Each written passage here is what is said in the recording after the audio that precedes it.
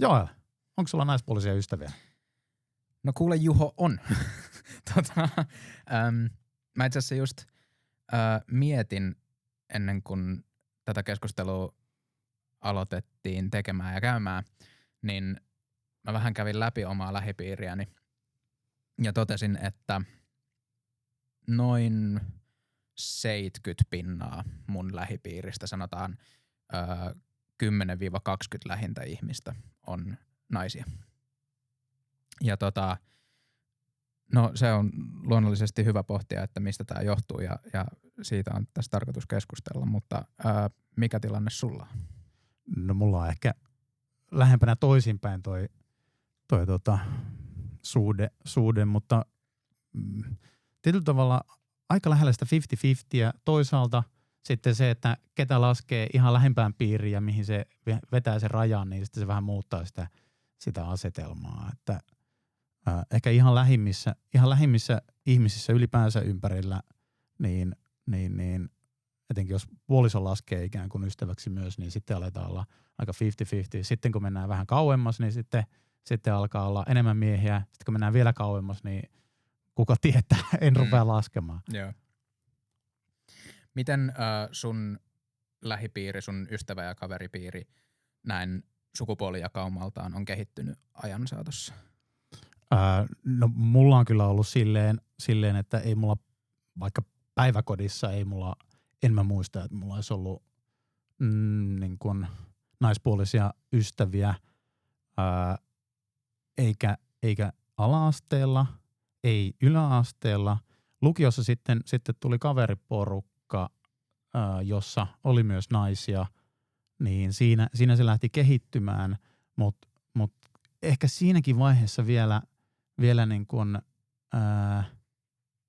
ne kuitenkin oli niin kuin kaveriporukka kavereita nämä naiset, ettei siinä kohtaa ehkä niin kuin kuitenkaan rakentunut ehkä suoraan niin kuin vahvaa ystävyyssuhdetta, että kuitenkin kaveriporukka niin kuin miesten kanssa sitten oli ehkä semmoiset niin kuin aidosti semmoiset niin kuin one-on-one ystävyyssuhteet.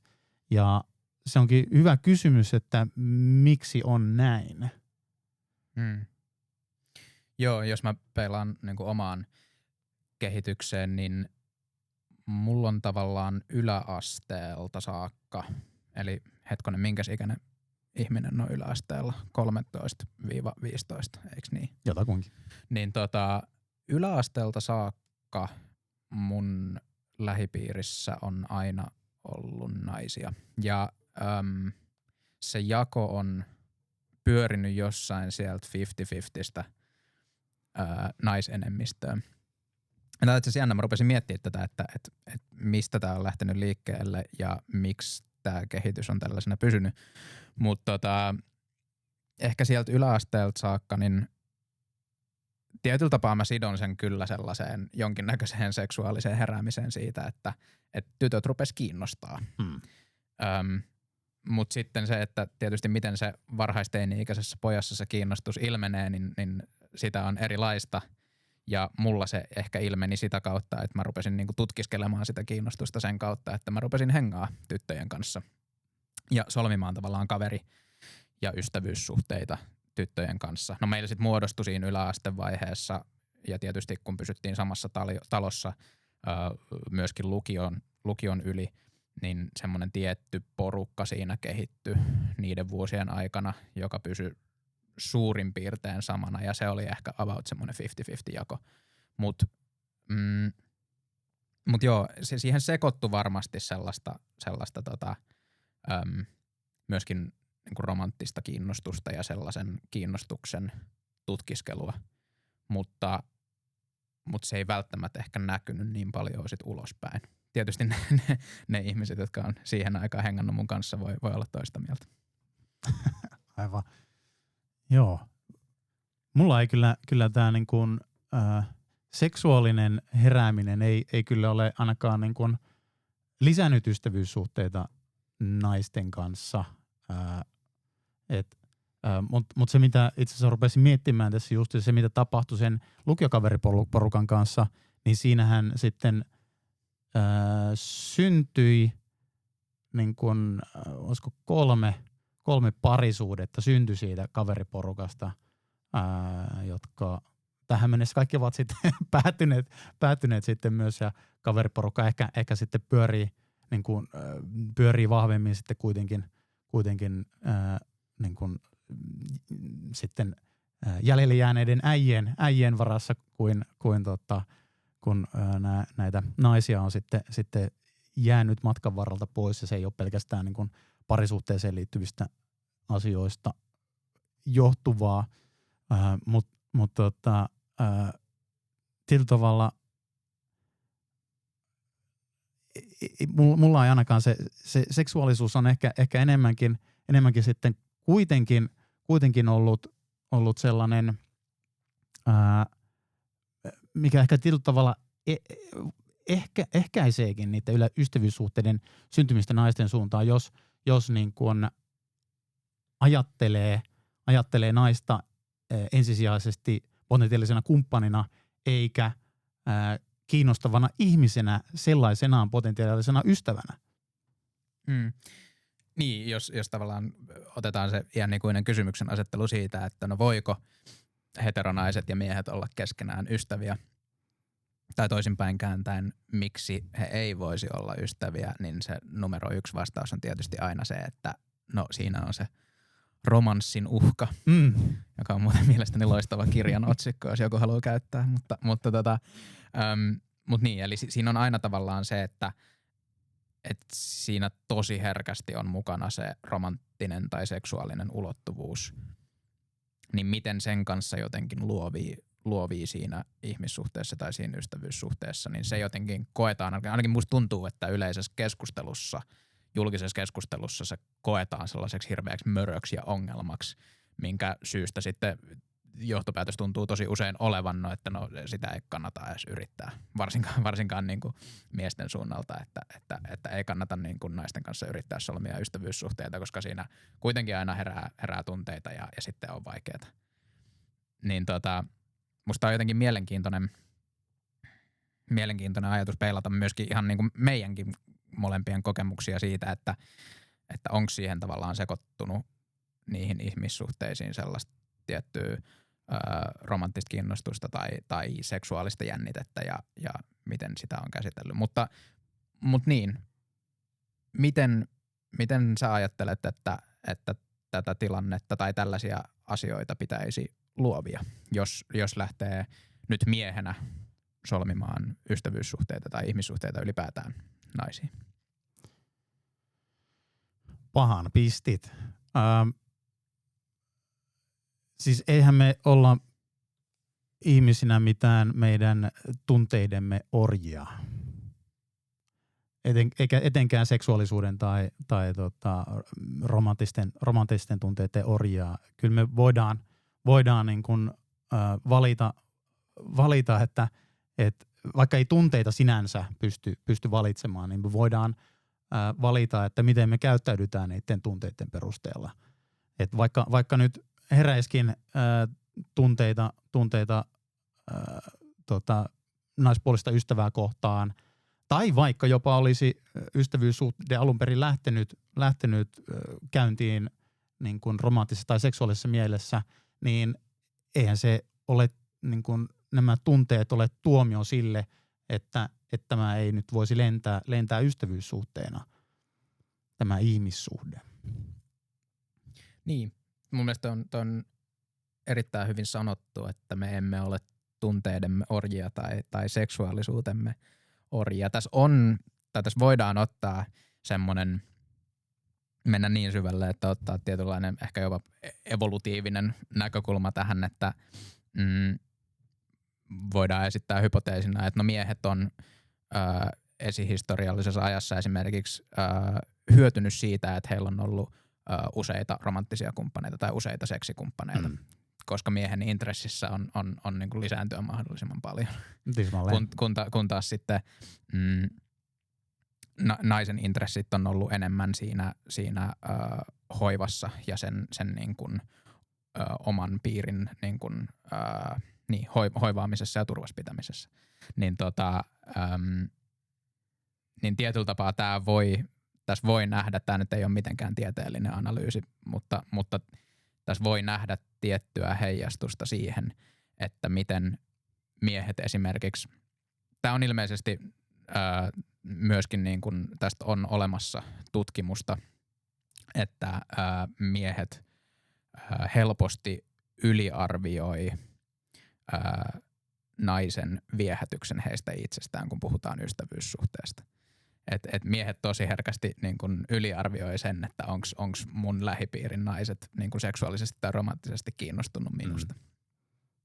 Niin mun mielestä tässä on tiettyä logiikkaa siihen, että mistä niin kun tosi syvältä niin kun jopa evoluution juurista tämmöinen niin kun vaistomainen reaktio voi tulla. Mutta ei me olla, niin kun, ei se sido meitä. Me voidaan opetella ajattelee tavallaan niin kuin overridaan näitä tällaisia vaistoja tai ajatuksia tai toimintamalleja. Niin se on musta jotenkin tosi lohduttava ajatus, että niin kuin ei meidän tarvitse vaan hyväksyä sitä, että no miehet nyt on tällaisia. Niin, niinpä. Sä sanoit kuitenkin, että ikään kuin se seksuaalinen herääminen sun kohdalla on ikään kuin toiminut katalyyttinä noiden niin kuin ystävyyssuhteiden muodostamiseen naisten suuntaan, niin onko se ollut se, niin kuin, onko se mennyt niin kuin ikään kuin seksuaalisuus edellä niihin vai miten tämä on, niin kuin, mitä on tapahtunut? Tämä on erittäin hyvä kysymys ja myöskin voi olla vaikeaa miettiä nyt sinne hyvin, hyvin pitkän ajan taakse, mutta kyllä mä luulen, että siinä voi olla sellaista, että se ensimmäinen kipinä tai semmoinen alkuperäinen motivaatio hakeutuu niin kuin esimerkiksi yläasteikäisenä tyttöjen seuraan, niin on varmasti tullut siitä sellaisesta niin kuin tietynlaisesta seksuaalisesta heräämisestä.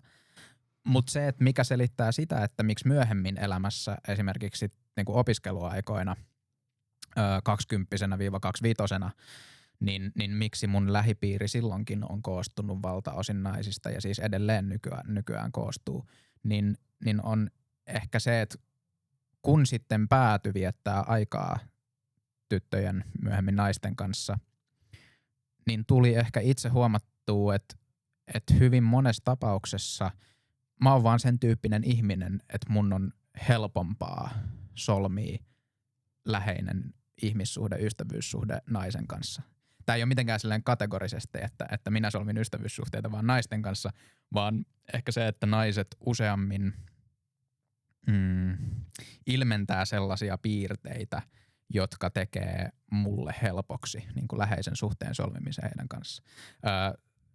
Konkreettisemmin niin kyse on varmasti ihan esimerkiksi niin kuin tunteista puhumisesta, ihmissuhteista puhumisesta, et ei niin kuin,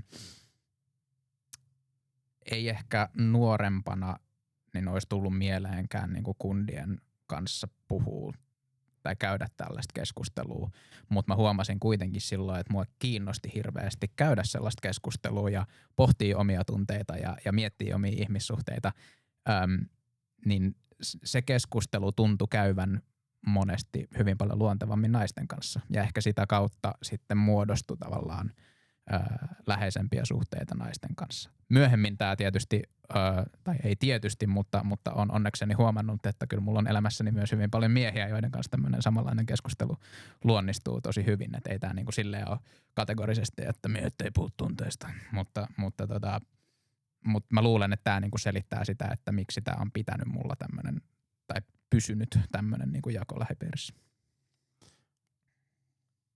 Luuletko, että se on tehnyt susta paremman ihmisen, että sulla on ollut naispuolisia ystäviä?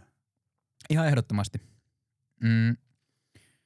Mä itse olen sitä mieltä ja tiedän, että moni mun lähipiirin mies, jolla on omassa lähipiirissään naisia, on sitä mieltä, että se, että on solminut hyvin läheisiä ystävyyssuhteita, siis täysin platonisia suhteita naisten kanssa, on niin kuin avartanut omaa maailmankatsomustaan ja elämän asenteitaan tosi niin kuin laajasti ja tosi paljon. Eli lyhyesti on siis oppinut ja kasvanut näiden suhteiden ansiosta ihan älyttömän paljon. Että jos sen haluaa niin kuin kääntää niin päin, niin kyllähän se tällaisen niin kuin itsensä kehittämisen ihmisenä kasvamisen näkökulmasta miehenä, niin mun mielestä on sillä ihan no-brainer. Että totta kai niin kuin puhtaasti siitä näkökulmasta siis kannattaa panostaa ihmissuhteisiin naisten kanssa, koska et se niinku et sä niin kuin opi sellaisia asioita, mitä sä niistä ihmissuhteista opit, niin mistään muualta. Tämä on tämmöinen niin tavallaan itsekäs tapa katsoa näitä suhteita, mutta siitä näkökulmasta niin tämä on mun mielestä ihan täysin no-braineri. Joo, ehdottomasti samaa mieltä. Mä oikeastaan tiedä, että onko itse asiassa paras freimaus edes tuo, että ovatko niin kuin ystävyyssuhteet naisten kanssa tehnyt minusta paremman ihmisen. Siis varmasti myös sitä, mutta siis se on tehnyt mun elämästä parempaa.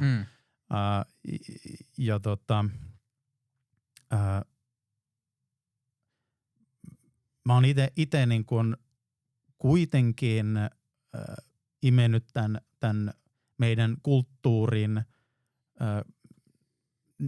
silleen hyvinkin ne puolet, joissa miehet ei puhu ihmissuhteista, miehet ei puhu tunteista. Ja mä oon niin kuin nyt niin kuin 37-vuotiaana edelleen opettelen puhumaan ihmissuhteista ja tunteista. Ja siinä erityisesti naisten kanssa on vaan paljon helpompi, kun se kuuluu meidän kulttuurissa naisten siihen keskustelurepertuaariin, niin. Että tunteista ja ihmissuhteista puhutaan. Mä pystyn ihan jokaisen mun naispuolisen ystävän kanssa keskustelemaan aika vaivattomasti tunteista ja ihmissuhteista, vaikka ne on edelleen mulle pikkasen vaikea aihe. Mutta mulla on sitten kuitenkin miespuolisia ystäviä, joiden monen kanssa mä en ihan hirveästi edes jaksaisi yrittää, kun ei niillä mun miespuolisilla ystävillä ole sitä osaamista keskustella sellaisista aiheista. Ja toisaalta sitten myöskään meidän niin kun, ystävyyssuhde ei ole koskaan rakentunut sellaiselle, että me oltaisiin keskusteltu tällaisista aiheista. Niin se vaatii ikään kuin kulttuurimuutoksen siinä ystävyyssuhteessa, jotta me keskusteltaisiin tollaisista aiheista. Sä laitoit mulle just eilen Roosa Meriläisen julkaiseman threadin, jossa hän siis vilpittömästä mielenkiinnosta kysyy, että niin kuin miten te miehet, jotka ette niin kuin solmi minkäännäköisiä platonisia suhteita naisten kanssa, niin kuin mikä niin kuin teidän motivaatio siinä on? Ja mun mielestä tässä oltiin tosi ytimessä siitä, että niin kuin, miten niin kuin siis maapallon sukupuolijakauma nyt niin kuin binäärisesti miesten ja naisten välillä on niin kuin about 50-50. Puolet maapallon väestöstä on naisia. Niin miten sä niin kuin koet ymmärtävässä maailmaa, jos sä et solmi yhtään ihmissuhteita naisten kanssa? Ja miten sä kuvittelet, että sä pystyisit rakentaa tervettä, hyvää, rakentavaa parisuhdetta naisen kanssa, jos se on sun ainoa kokemus naisen kanssa solmitusta ihmissuhteesta? Niin musta tää oli silleen tosi hyvä, ihan loistava kysymyksen asettelu Rosalta, niin näin päin kääntäen musta on silleen itsestäänselvyys, että kyllä mä koen, että mä olisin ihmisenä ihan hirveän tynkä, jos mulla ei olisi niitä kaikkia mun lähipiirissä olevia naisia, joilta mä oon oppinut niin paljon sellaisia asioita, mitä mä en niin kuin, miehenä tyhjiössä vaan kykene ymmärtämään. Joo, musta tää oli ihan loistava kiteytys. Hyvin puhuttu. No mutta estääkö meitä kuitenkin joku? Tuleeko ne tunteet nyt kuitenkin tielle? Onko sulla Joel ollut tunteita nyt sun niin kun naispuolisia ystäviä kohtaan? Se niin kun osin ikään kuin seksuaalisesta kiinnostuksesta lähtenyt silloin yläasteaikaan asiat liikkeelle, niin varmasti siinä jotakin tunteitakin on ollut pelissä, muitakin kuin ystävyyteen liittyviä tunteita tai puhtaasti ystävyyteen liittyviä tunteita. On varmasti, eikä se ole niinku 1 tai 2 kertaa, kun sen kelan on joutunut käymään läpi, kun on rakentunut jonkun naisen kanssa kaveri- tai ystäväsuhdetta, niin on ehkä herännyt jotain tunteita tai on joutunut käymään sen kelan läpi, että hetkinen, että mihin suuntaan tämä suhde on nyt menossa, että onko tässä jotain romanttisia komponentteja, onko tässä seksuaalista jännitettä, miten mä diilaan sen kanssa. Ja varmasti silloin nuorempana, niin kun ei ole ollut oikein työkaluja käsitellä tätä, niin se oma käytös esimerkiksi on sitten voinut olla aika kömpelöä, että kyllä nyt miettii jotain noita nuoruusvuosien keissejä, niin on kyllä olisi voinut kyllä paremminkin itse toimia niissä tilanteissa, että on ehkä antanut sen näkyä tosi kömpelöllä tavalla ja sit sitä ei ole pystynyt jotenkin purkaa tai käymään läpi ja sitten sen on mieluummin koittanut vaan niinku väistää ja haudata, mikä ei sitten välttämättä ole ollut niinku terveen tapa käsitellä sitä. Mutta sitten toisaalta mä oon myös sitä mieltä, että ei sitä täydy niinku käydä sen toisen kanssa aina niinku läpi sitä tilannetta, jos tällaisia tunteita herää. Tunteet voi myös olla tosi ohimeneviä. Ne ei välttämättä haittaa sitä suhdetta mitenkään. Jos se suhde on sellainen, että pystytte keskustelemaan näistä asioista avoimesti, niin todellakin go for it. Mutta mä tiedostan tosi hyvin sen niinku riskin siinä, että mä oon itse parissa tapauksessa niinku miettinyt sitä, että mä ihan todella paljon haluan, että tämä ihminen olisi mun elämässä tavalla tai toisella. Niin jos mä nyt rupean niinku seuraamaan näitä niinku romanttisia tunteita tässä ja rupean niinku viemään tätä itse siihen suuntaan tätä suhdetta, niin se riski, että nämä tunteet on yksipuolisia ja se tavallaan menee lukkoon se suhde ja se toinen niinku säikähtää sitä ja sillä tavalla se suhde niinku tavallaan kaatuu siihen, niin se riski, että sen ihmisen kokonaan menettää on niin suuri, että sit mä mieluummin vaan niinku käyn sen kelan päässäni läpi ja tavallaan ne niinku tunteet sitten niinku häviää useimmiten ajan myötä, jos niitä ei niinku ruoki millään tavalla. Eli huoli pois kaikki mun nykyiset naispuoliset ystävät, että tällä hetkellä en niinku koe romanttisia tunteita teitä kohtaan. Itse asiassa tähän vielä anekdoottina tähän liittyen sitten niin kuin, naisten suunnalta. Yksi mun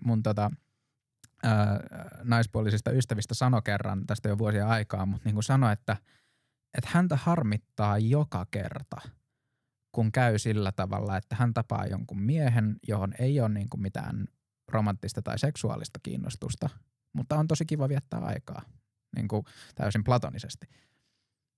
Niin se on niin iso pettymys, kun sitten se mies tavallaan sitten viekin sen romanttiselle uralle ja avaa keskustelun siitä, että hei, että onko tässä niinku jotain muutakin. Niin se teki muhun jotenkin, tietyllä tapaa se myös niinku nosti tosi paljon sitä kynnystä mulle niinku käydä näitä keskusteluja muutenkin kuin oman pääni sisällä. Just siitä ehkä johtuu tavallaan se pelko siitä, että niinku kariutuuko tämä suhde, jos mä niinku keskustelen tämän toisen ihmisen kanssa näistä tunteista.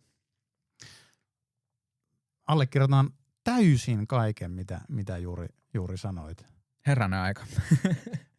Toi niinku, ja siis sehän on valtava riski olisi ikään kuin sen ystävyyssuhteen kannalta, jos sä avaisit keskustelun, että hei, että mulla on niin kuin romanttisia tunteita sua kohtaan. Koska se, jos ja kun se ystävyyssuhde on semmoinen, mistä niin kuin haluaa pitää kynsiä hampain kiinni, niin sitten niin kuin haluaako ottaa sellaista riskiä. Ja kuitenkin niin kuin, monet niin kuin, parisuhteet on syntynyt ensin niin kuin ystävyyden kautta. Niin tässä on ikään kuin, tässä on niin kuin monta tragediaa kuitenkin samassa, että toisaalta niin kuin ei niin kuin uskaltaako tehdä aloitetta ja sitten toisaalta se, että niin kuin naiset kokee, että heitä lähestytään usein liikaakin niin kuin ikään kuin ystävyyden varjolla joka kuitenkin osoittautuu niin kuin seksuaaliseksi kautta romantiseksi lähestymiseksi. Mm.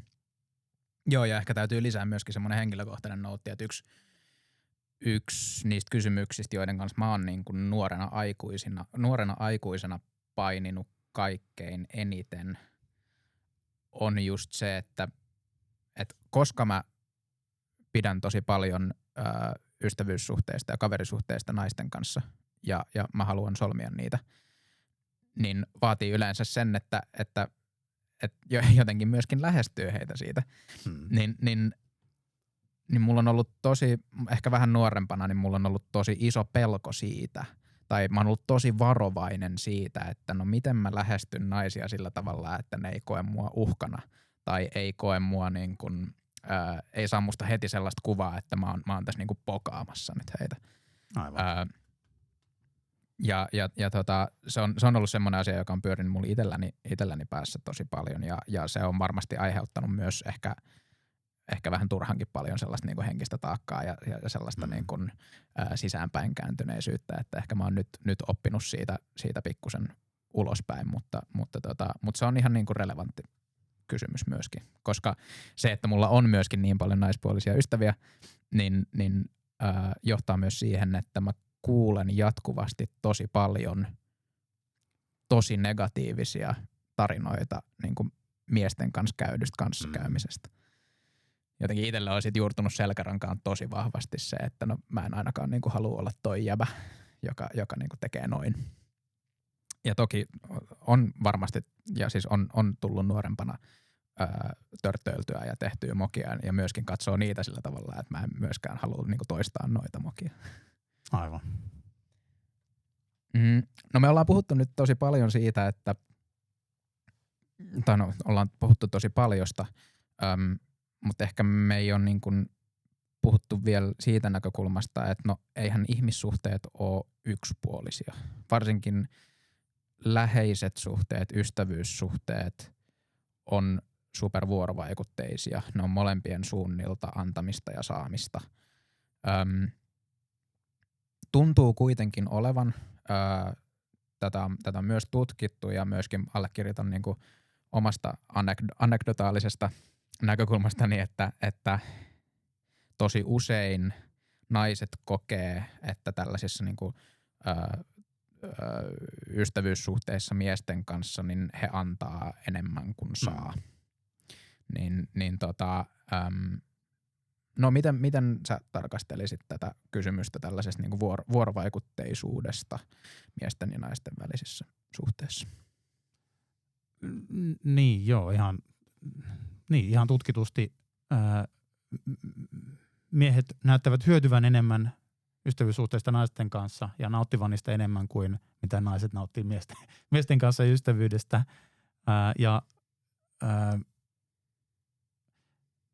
Liittyyköhän se tähän tunnetyöhön, että kyllä niin kun me miehet emme ole oppineet käsittelemään tunteita, ihmissuhteita, niin silloin näissä ystävyyssuhteissakin se jää helposti sinne naisen harteille sitten se tunnetyön tekeminen. Siinä missä parisuhteessakin helposti käy. Ja tähän varmaan on ratkaisu se, että opettelee puhumaan niistä tunteista ja ihmissuhteista ja olemaan niissä aloitteellinen, eikä odottaa, että toinen tekee kaiken metatyön sen sellaisten keskusteluiden ympärillä. Se on juuri näin, ja tämä on myöskin asia, jonka kanssa mä siis painin ihan niin kuin nostan käden ilmaan, että painin edelleen ja on hyvinkin keskeneräinen tässä näkökulmassa. Ja se on ollut semmoinen juttu, minkä mä oon joutunut itse tavallaan ihan nollasta opettelemaan. Tämä nyt jonkun tavallaan varsinkin naisten korvaan tämä voi kuulostaa silleen tosi niin kuin ärsyttävältä ja itsestäänselvältä, mutta tavallaan se, että ihmissuhde vaatii molemminpuolista niin kuin työtä, molemminpuolista vaivan näköä.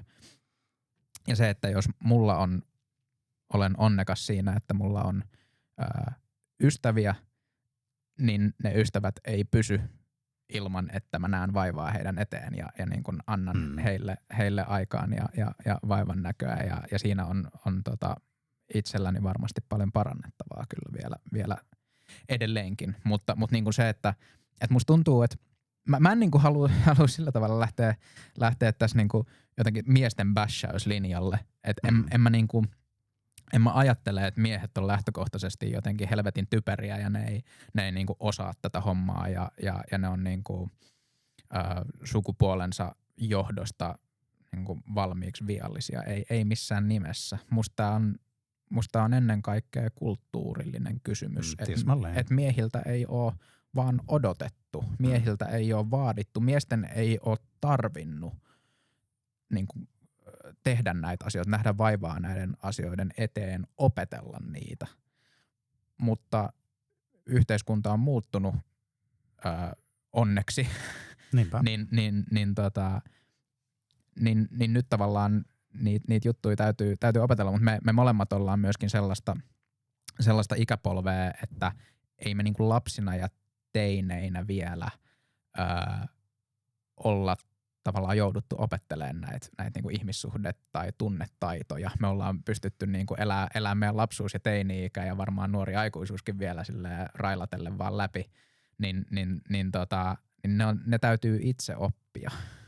Ja ehkä toivotaan, että tulevaisuudessa tämä ei enää ole näin, mutta kyllä siinä on joutunut tosi paljon tekemään itse sitä duunia, mutta se on kyllä maksanut itsensä sitten monin verroin takaisin. No tismalleen näin. Joo, ei ole mielekästä ikään kuin haukkua miehiä paskoiksi, mutta on syytä tiedostaa se, että koska kulttuuri asettaa meille tietynlaiset odotukset, niin se ohjaa meidät käyttäytymään tällä tavalla, että me miehet ei puhuta tunteista, ei muodosteta ystävyyssuhteita naisten kanssa ja kaikkea sellaista. Et siitä on ollut, kun siitä on tietoinen, niin sitten sitä voi tietoisesti muuttaa. Et se on se tämän pointti. Mm. No Juho, mitkä on parhaat vinkit tunnetyön opetteluun tai ihmissuhdetyön opetteluun? No hyvä kysymys. Siis itse olen tätä nyt niin kuin harjoitellut ja erityisesti siis naispuolisten ystävien kanssa, koska se tuntuu jotenkin luontevammalta. Mutta kyllä se on niin kuin multa vaatinut aloitteellisuutta, että mä oon kuitenkin mies ja mä oon tosi semmoinen asiapetteri. Ei mun kanssa tyypillisesti puhuta ton tyyppisiä asioita, vaan niin kuin puhutaan vaikka töistä tai jostakin yhteiskunnallisesta ilmiöstä sun muuta, niin sitten se on vaatinut multa aloitteellisuutta ottaa asioita, tunteisiin liittyviä asioita, ihmissuhteisiin liittyviä asioita esille, puhua vaikka jonkun mun ystävän kanssa mun parisuhteesta ja miten menee ja sellaisia keskusteluita, mitä mä en ole niin kuin koskaan oppinut varsinaisesti missään mun ihmissuhteessa käsittelemään, mutta mä oon ollut varsin tietoinen, että tästä olisi varmaan hyvä keskustella, niin mä ehkä voisin oppia niin kun vaikkapa elämään täysipainoisemmassa parisuhteessa. Erinomaisia pointteja.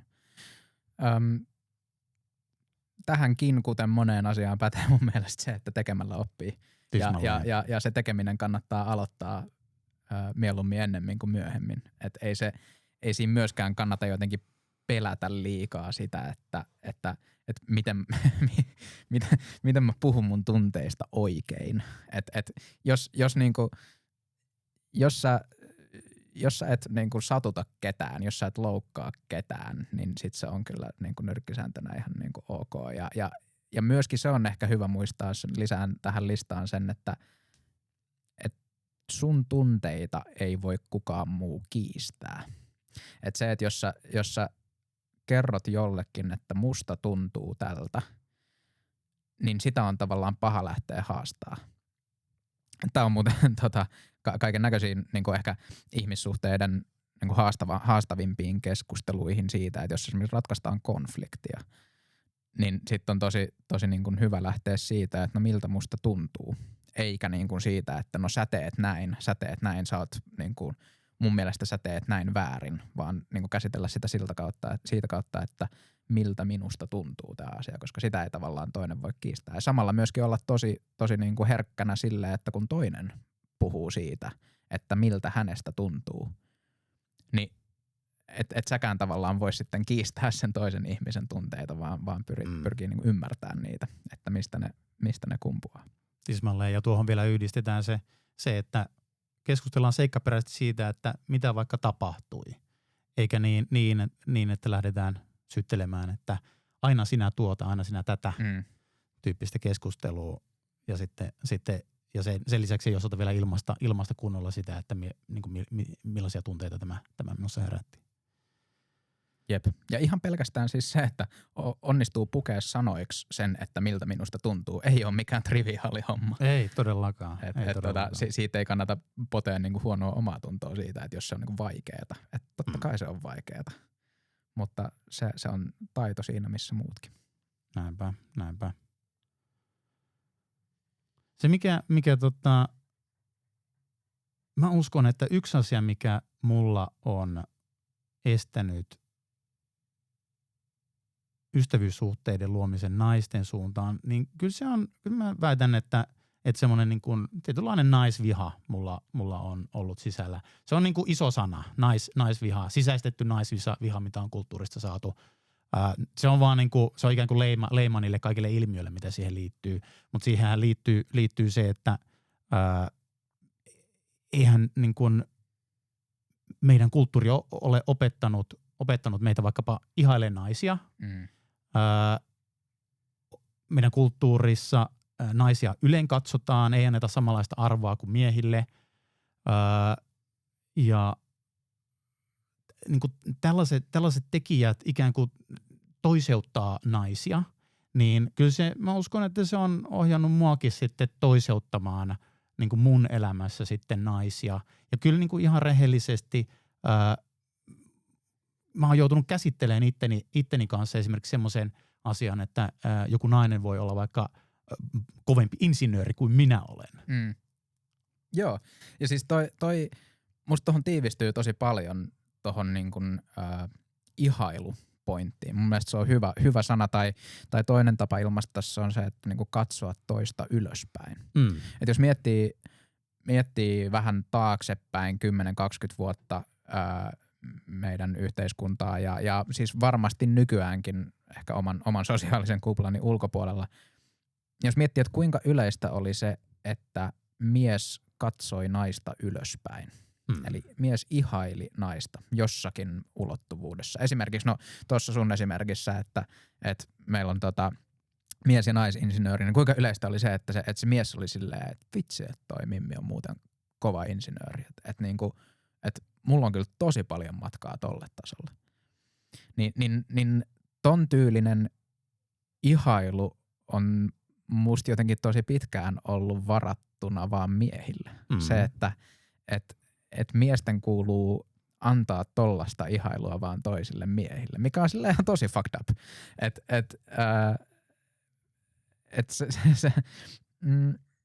Se on niinku musta niinku aivan tosi ihmeellistä ja mä en ehkä silleen tunnista niin paljon ajatusta. Jos mä koitan niinku mahdollisimman rehellisesti miettiä taaksepäin, niin mulle ei ehkä ole tuottanut niinku vaikeuksia ihailla naisia. Mutta niinku mä tunnistan sen sellaisesta niinku julkisesta keskustelusta tosi paljon ton pointin. Musta ehkä tässäkin niin okei, no me ollaan nyt tarkasteltu asioita niin kuin tosi sukupuolittuneesti, me ollaan tarkasteltu niin kuin sukupuolen kautta asioita, mutta sitten loppujen lopuksi niin musta on myöskin aika tervettä niin kuin välillä tällaisissa yleisissä kysymyksissä niin kuin häivyttää se sukupuoli pois tästä keskustelusta, että mehän ollaan niin kuin kaikki vaan ihmisiä loppujen lopuksi. No tismalleen. Ja niin kuin pätien sekä tähän ihailu- ja ylöspäin katsomispointtiin, mutta sitten näihin niin kuin ystävyyssuhteisiin. Ihan loppujen lopuksi, niin kuin, miksi sä sulkisit pois niin kuin puolet maailman väestöstä, niin kuin, olitpa sä mies tai nainen, niin Niin jos sä mietit potentiaalisia ystäviä tai sun lähipiiriäs, niin miksi sä sulkisit pois niin kuin 50% mahdollisista ihmisistä? No tismalleen. Ja tuo oli semmoinen, mihin mä havahduin niin kuin opiskeluaikana ja etenkin sen jälkeen. Et opiskeluaikana ikään kuin se opiskeluyhteisö, siellä nyt oli naisia ja siellä naiset ja miehet oli mukana ihan yhtä lailla mutta sitten mä huomasin jossain kohtaa, että hetkonen, mähän tykkään tosi paljon viettää näiden monien niin kuin, naisten kanssa aikaa, mutta mä jotenkin niin kuin selkäydinreaktiona kategorisesti ikään kuin jätän heitä pois mun elämästä. Koska se ei ole ollut mulle tapaista, että mä niin kuin rakentaisin ystävyyssuhdetta jonkun naisen kanssa. Niin jossain kohtaa mä päätin, että no kyllä tälle pitää tulla nyt loppu, että en mä nyt voi, syrjintähän tämä itse asiassa on. Niin on. Ja ihan hemmetin surullista. Ihan niin hemmetin silleen, surullista. Että sä toteat, että tää tekee mulle hyvää. Tää on niin kuin hyvä asia, mutta en mä voi tätä tehdä, koska joku on opettanut mulle joskus, että mä en voi olla naisten kanssa ystävä. Niinpä, joo. Tai en mä tiedä, onko kukaan opettanut sulle sitä, ei niin kuin se, mutta se jostain se on tullut se ajatus, että minä väitän käsi sydämellä, että se ei meidän niin kuin jotenkin DNAssa tai niin kuin geeniperimässä tuu se ajatus siitä, vaan kyllä se jostain ulkopuolelta. Niinpä. Tässä nyt se K-sana eli kulttuuri, niin kyllä se sieltä tulee.